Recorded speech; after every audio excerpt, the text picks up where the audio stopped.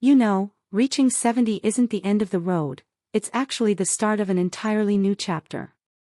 But here's the thing, not everything that made sense in your younger years aligns with the life you're living now. Today, I'm sharing 12 things that no longer make sense for women like us after 70.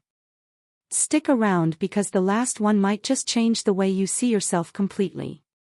Let me tell you something, beauty isn't defined by a number on a scale, the shade of your lipstick, or how smooth your skin is. For years, we've been sold the notion that beauty equals youth. Think endless creams, surgeries, and hair dyes. Have you ever noticed how the beauty industry keeps insisting we need to fix ourselves? But here's the truth, at 70, beauty isn't about looking younger, it's about looking alive. Do you know what radiance looks like now? It's in the way your eyes light up when you see your grandchildren or the joy in your smile when you laugh at a joke you've heard 100 times. Those laugh lines. They're a map of a life well lived. And let's talk practicality. Why spend hundreds of dollars on treatments to look less old, when you could invest that money into hobbies or experiences that genuinely make you happy? From now on, beauty isn't something to chase, it's something you carry within you. So let go of the chase. You've earned the freedom to show up unapologetically as yourself. Here's something I've observed over the years, the more stuff you own, the more stress you carry. Every drawer and closet packed with unused items isn't just physical clutter, it's mental clutter too. Why do we hang on to things we no longer need? For years, I kept old clothes I thought I'd fit into again, gifts I never used out of guilt, and even stacks of outdated magazines. And all that clutter. It was weighing me down. Now's the time to flip the narrative. Instead of seeing decluttering as losing things, view it as creating space, space to move freely in your home, space for meaningful moments, and space for peace of mind. Start small, maybe with a single drawer or one room. Ask yourself, does this bring me joy or serve a purpose? If not, thank it for its time and let it go. You'll be amazed at how much lighter you feel when your surroundings reflect simplicity and peace. How often have we jumped into disagreements that didn't concern us? Maybe to protect someone, defend our kids, or keep peace in the family. While this made sense when we were younger and playing peacemaker, after 70, it's time to let certain battles go. Imagine this. Your grown children are arguing over something trivial, like who should host the next holiday gathering. Your instinct might be to mediate, but at what cost? Often, stepping in drains your emotional energy and leaves you caught in the crossfire. I've learned this the hard way, trying to help only led to resentment from both sides. The same goes for old feuds with friends or neighbors. How much precious energy have we wasted holding grudges or fighting battles that don't truly matter? Instead of resolving every conflict, try this: not every problem is yours to solve. Sometimes, the strongest move is stepping back and letting others handle their own issues. You've earned the right to focus on your happiness and well-being.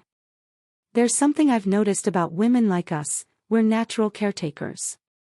We feel obligated to show up, make others feel special, and keep connections alive. But after 70, we need to ask ourselves, at what cost? When I turned 70, my calendar was fuller than ever: grandchildren's birthday parties, community events, holiday gatherings, and hosting friends for tea. I believed being busy meant I was vibrant and involved.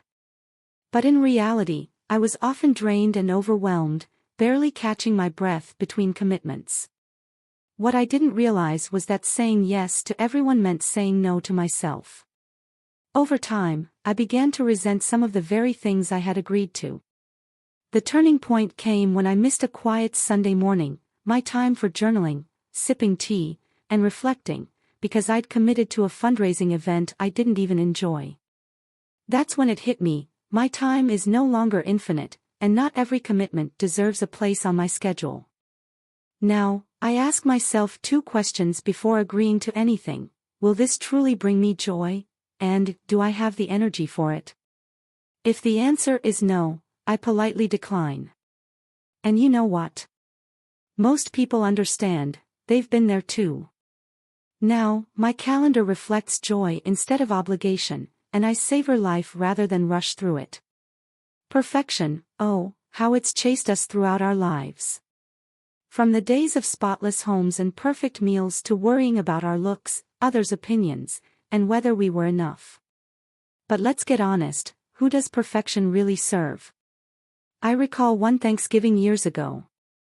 I was hosting, and everything had to be perfect. I spent days scrubbing every corner, ironing tablecloths, and trying out an elaborate recipe I'd found in a magazine. By the time the big day arrived, I was too exhausted to enjoy it. And guess what? No one noticed the tiny centerpiece I'd spent hours crafting or the fact that the dessert plates matched the napkins. What stood out was my absence.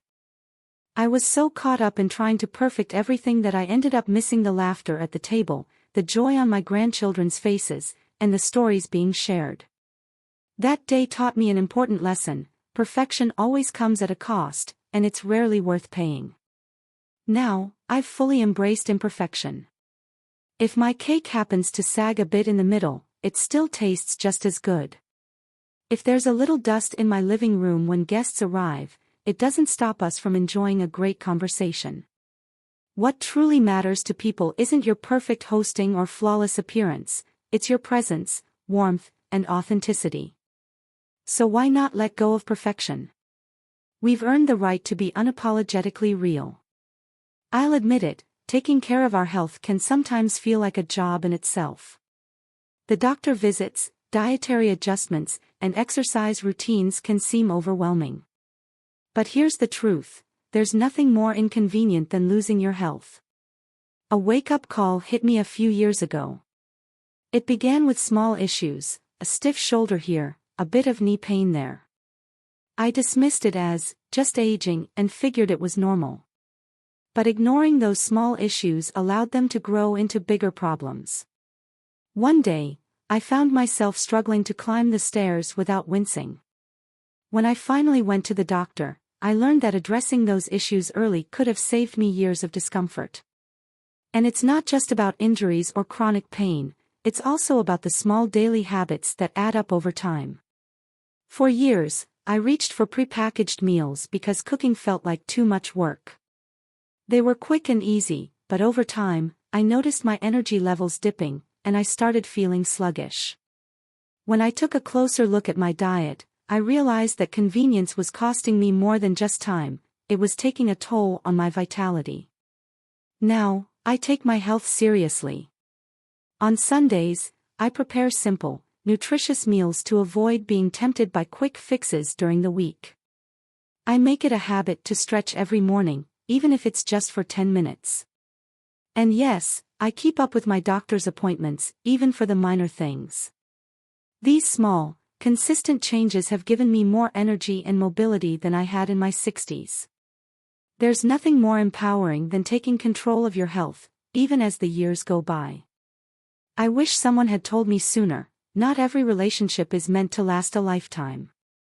For decades, we've been taught to endure toxic friendships, unbalanced family dynamics, or one-sided partnerships because of the time we've invested or because it's the right thing to do. But after 70, clinging to toxic relationships no longer makes sense. Take my friend, let's call her Linda. We'd been friends for over 30 years, but she had a knack for negativity. Whenever we met, she'd spend hours complaining, criticizing others, and finding faults in everything. I'd leave our conversations feeling completely drained. Still, I kept the friendship alive because I felt guilty about letting it go. One day, it hit me: time is no longer an unlimited resource. Every moment matters. Why was I spending my time with someone who left me feeling worse, not better? Making the decision to step away from that friendship wasn't easy, but I felt an incredible sense of relief afterward. Now, I focus my energy on people who uplift me, those who bring joy, share kindness, and leave me feeling refreshed. Life is too precious to waste on negativity. Walking away isn't selfish, it's an act of self-care. There's a common myth that after 70, our lives are set in stone, leaving no room for new adventures or interests. Let me tell you, nothing could be further from the truth. In fact, this stage of life is perfect for exploring things we never had the chance to before. Back when I was raising my kids and working, my days revolved around schedules and responsibilities. Hobbies weren't much of an option. But after turning 70, I decided to shake things up. I signed up for a painting class, not because I thought I'd be good at it, but because it sounded fun. I wasn't great at first, but that didn't matter. For the first time in years, I felt like a beginner, and it was so freeing. Since then, I've started gardening, journaling daily, and even joined a local choir. Each new interest brings excitement and a renewed sense of purpose. You're never too old to learn something new or rekindle a love for something you once enjoyed. Don't let anyone tell you otherwise. We deserve to fill our days with activities that spark joy and ignite our curiosity. I'll admit it, I used to feel intimidated by technology. Phones, tablets, and smart TVs felt overwhelming, and I'd tell myself, it's not for me, or I don't need to know how to use this. But avoiding technology in today's world doesn't make sense, especially after 70. It was my granddaughter who changed my perspective. She showed me how to use a tablet, and suddenly, an entirely new world opened up. I learned to video call my family, explore recipes online, and even join virtual classes. I discovered communities of people my age, sharing stories, advice, and experiences. Let me tell you, watching videos on gardening tips and even learning some basic Spanish has been so much fun. Technology isn't something to be feared, it's a tool to improve our lives. It keeps us connected, informed, and engaged with the world around us. So, if you're hesitant about learning new tech, remember this: you don't need to master everything all at once. Start small. Ask a tech-savvy friend or family member for help. The world is constantly moving forward, and staying connected with it can bring incredible joy and opportunities, regardless of age. There comes a time in life when you realize that no matter what you do, someone will always have an opinion about it, and you know what? That's completely fine. But spending your valuable time and energy worrying about those opinions? That doesn't make sense. When I was younger, I'd stress over everything: what to wear to the neighbor's barbecue, whether my gift for a friend was good enough, or if my choices in life were being judged by others. As women, we've been conditioned to seek approval from everyone: our families, our communities, and even strangers. But let me tell you, here's the liberating truth: none of it really matters in the grand scheme of things. I remember one time worrying about wearing a bright floral dress to a formal event because I thought it was too much. My daughter said, "Mom, who cares? If it makes you happy, wear it." And you know what? I did, and I received so many compliments. Even better, I felt good in my own skin. So, here's my advice: live your life for yourself. Dance, even if people are watching. Speak your truth, even if it's unpopular. Wear what makes you feel fabulous, no matter what anyone else thinks. By 70, you've earned the right to prioritize your happiness over someone else's opinion. Money is a tricky subject at any age, but after 70, avoiding financial planning is one of the worst mistakes you can make. Whether you have a lot or a little, knowing where your money is going and having a plan can make life so much easier and far less stressful. I've seen friends run into trouble because they avoided looking at their finances, thinking that everything would somehow work out. But the truth is, life is unpredictable. Medical expenses, housing needs, or even helping out a family member can strain your budget if you're not prepared.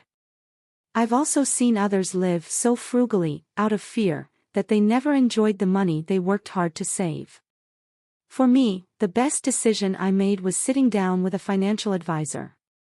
We discussed everything: my expenses, my savings, and even what I wanted to leave behind for my family.